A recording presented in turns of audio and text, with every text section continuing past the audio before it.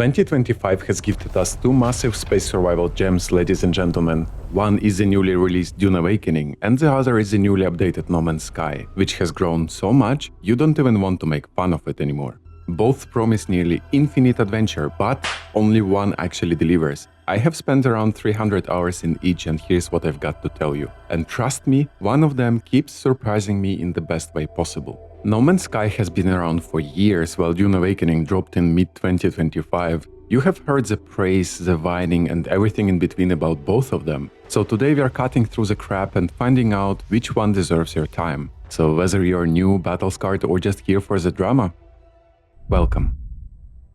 First of all, let's get to know our contestants a bit more. The first game, it flopped so hard at launch, we still hear the echo 9 years later. Yet somehow it made its way from zero to hero through endless updates and relentless devs' effort.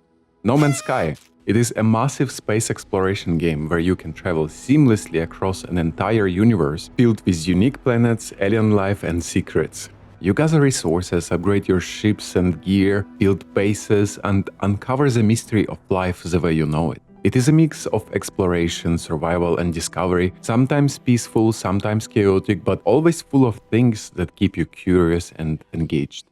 The other game is a fresh release with thick, dark atmosphere, extra attention to detail, running on a shiny new game engine, Dune Awakening. It is an open-world survival MMO set on the deadly desert planet of Arrakis. It throws you naked into the desert and wishes you all the best. It is a mix of a survival struggle, political scheming, and battles in a world where even the sand wants you dead. And now, before someone jumps into the comments to say, Dune Awakening is dead, listen. Dune Awakening's player count is, let's say, introvert-friendly. You're not gonna get server queues, but you will get a smoother experience than I did at launch. Low population doesn't automatically mean the game is bad, it just means the hype is over, and now we get to see how the devs handle the endgame and replayability. There is still quite a lot to do. Farm resources, figure out a way to not die of thirst and fight over spice, the most precious substance in the universe. And on top of that, try not to become a sandworm snack.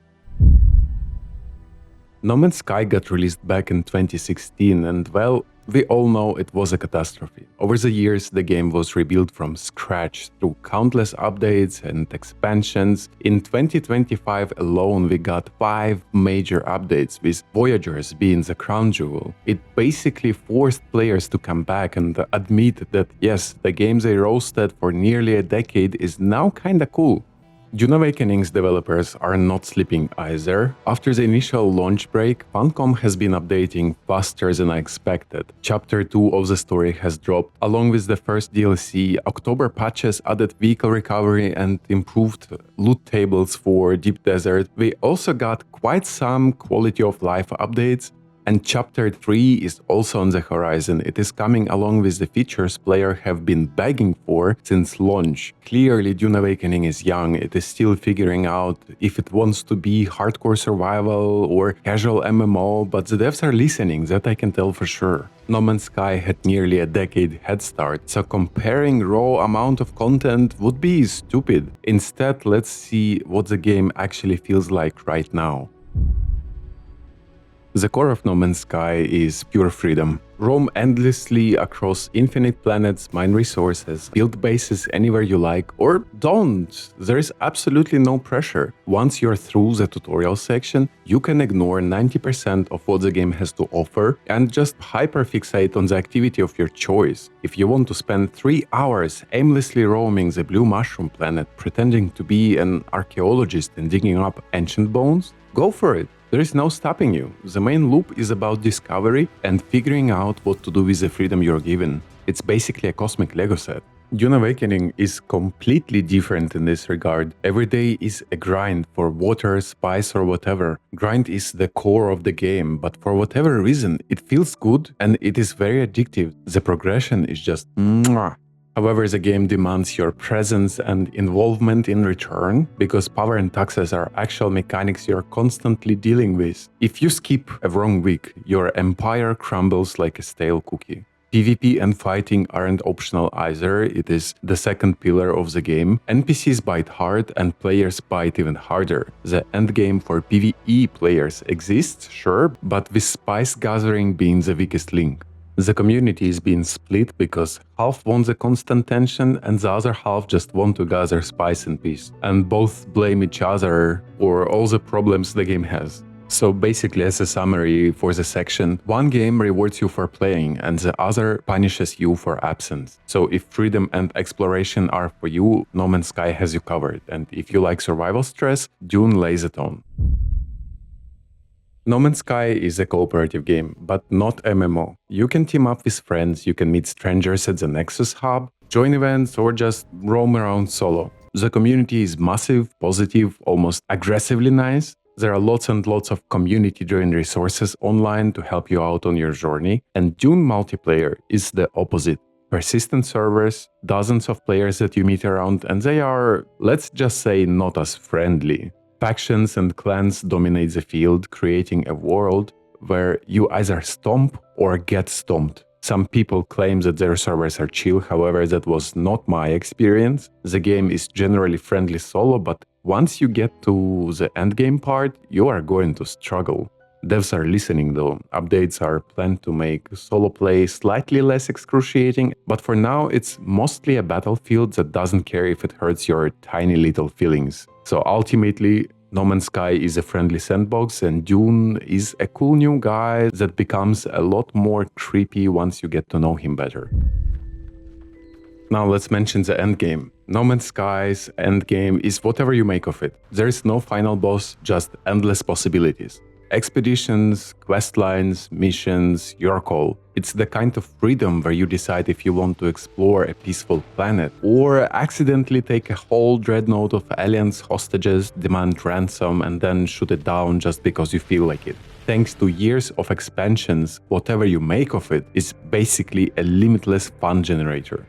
Dune Awakening's endgame consists of PvP, factions, and venturing into the deep desert for blueprints and endgame resources.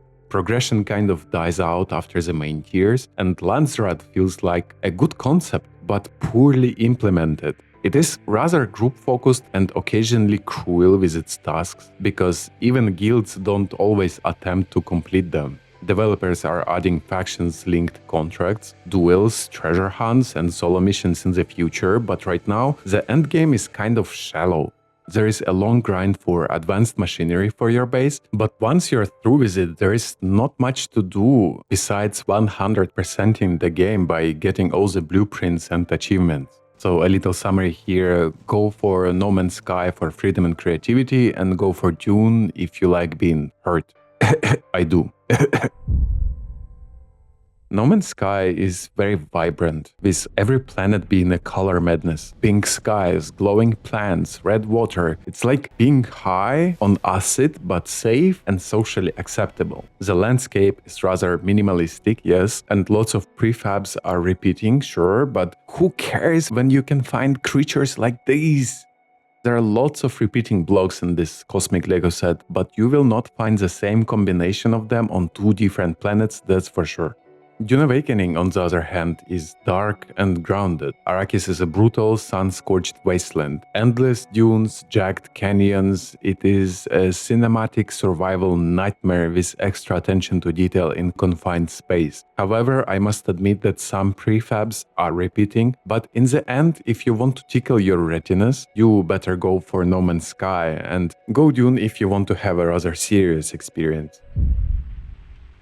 Let's jump to the conclusion. In general, No Man's Sky is the veteran here. 9 years of updates, polished sandbox experience, endless content, one of the most dedicated communities in gaming. Latest expansions also keep it very fresh, and the player numbers prove it. And Dune Awakening is the ambitious newcomer here. It is in its early days still, but the roadmap shows serious intent. More PvE, deeper faction system, quality of life improvements. The endgame is harsh, the grind is real, but there is potential. I like the game. After all, if you want a finished, ever-expanding sci-fi playground, No Man's Sky has the edge here. And if you crave dirty, survival-driven Dune drama, Dune Awakening is bold and different from everything you played before. Just expect some rough edges. After spending around 300 hours in each game, I can only say this. I might come back to Dune Awakening someday, when they overhaul the late game for example, but No Man's Sky, I already know I'll be coming back to that one again and again. And now it is your turn to decide which universe you'd rather call home. I'll see you later, guys.